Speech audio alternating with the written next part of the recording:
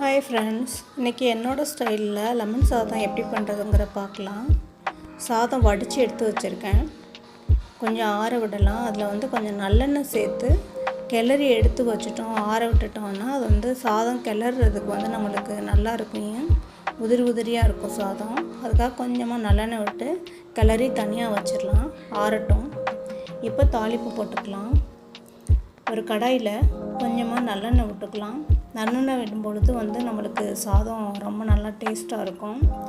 அதில் கடுகு உளுந்து போட்டுக்கலாம். கடுகு நல்லா பொரியட்டும். பொரிஞ்சதுக்கப்புறமா அதில் கடலைப்பருப்பு சேர்த்துக்கலாம். கடலைப்பருப்பு ரொம்ப வறுக்க வேண்டியதில்லை, ஒரு லைட்டாக வறுத்தாலே போதும். கூடவே கொஞ்சம் முந்திரி சேர்த்துக்கலாம். நம்ம முந்திரி ஆட் பண்ணிவிட்டு அதையும் லேசாக கிளறி விட்டுக்கலாம். இந்த டைமில் நம்ம வேர்க்கடலை, வறுத்த வேர்க்கடலை சேர்க்குறதுனா கூட சேர்த்துக்கலாம். நான் இன்றைக்கி கடலைப்பருப்பும் முந்திரியும் மட்டும்தான் ஆட் பண்ணியிருக்கேன். நீங்கள் உங்களுக்கு தேவைன்னா நீங்கள் வேர்க்கடலை இதோட ஆட் பண்ணிக்கலாம். லைட்டாக வதக்கினதுக்கப்புறமா ஒரே ஒரு பச்சை மிளகாயை இந்த மாதிரி குட்டி குட்டியாக நறுக்கி அதில் போட்டிருக்கேன். ஏன்னா அது எடுத்து சாதத்தோடு சாப்பிடும்போது அது நல்லாயிருக்கும். அதுக்காக குட்டி குட்டியாக ஒரு மிளகாயை வெட்டி போட்டிருக்கேன். 2 வரமிளகா போட்டிருக்கேன். அதை லேசாக வறுத்து விட்டோடனே நம்ம கருவேப்பிலை சேர்த்துக்கலாம். எல்லாமே சிம்மில் வச்சுக்கோங்க. அடுப்பு கருக விட்டுறக்கூடாது. சிம்மில் வச்சு தான் இதை கிளறணும். கருவேப்பிலை போட்டதுமே ஒரு 1/4 டீஸ்பூன் மஞ்சள்தூள் போட்டுக்கலாம். மஞ்சள்தூள் லேசாக கிளறி விட்டதுமே கூட நம்ம உப்பு சேர்த்துக்கலாம். சாதத்தில் உப்பு போட்டு வடிச்சிருந்திங்கன்னா இதில் கம்மியாக போட்டுக்கோங்க. சாதத்தில் உப்பு போடலாம். ஏன்னா உங்களுக்கு தகுந்த மாதிரி எவ்வளோ உப்பு டேஸ்ட் வேணுமோ நீங்கள் அந்த அளவுக்கு உப்பு சேர்த்துக்கோங்க. லைட்டாக கிளறி விட்டோன்னா அந்த உப்பு கரைய ஆரம்பிச்சிடும். இப்போ கடைசியாக கொஞ்சமாக குட்டி குட்டியாக நறுக்கி வச்சுருக்க இஞ்சி சேர்த்துருக்கேன். இஞ்சி சேர்க்கும்போது சாப்பிட்றதுக்கு நம்மளுக்கு ரொம்ப நல்லாயிருக்கும், டேஸ்ட்டாக இருக்கும்.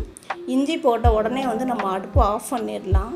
ஏன்னா இஞ்சி நம்மளுக்கு வறுக்க தேவையில்லை, அந்த சூட்லேயே இருந்தாலே போதுமானது. அதனால் இஞ்சி போட்டதுமே அடுப்பை ஆஃப் பண்ணிடணும். இப்போ ஒரு நெல்லிக்காய் சைஸு ஒரு எலுமிச்சம்பழம் பிழிஞ்சு எடுத்து வச்சுருந்தேன். அதோட சேர்த்தாச்சு. சேர்த்துட்டு கிளறியாச்சு. நம்ம எலுமிச்சம்பழம் ஊற்றும் போதெல்லாம் அடுப்பு ஆஃபில் இருக்கணும்.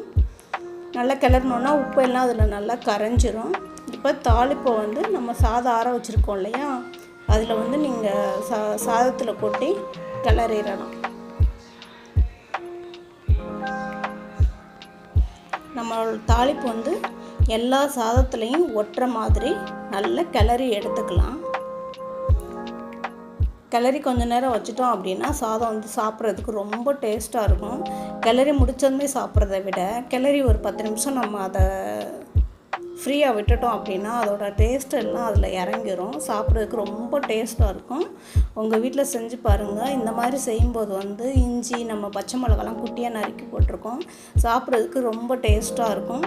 உங்கள் வீட்டில் செஞ்சு பாருங்கள். பிடிச்சா லைக் பண்ணுங்கள். தேங்க்யூ.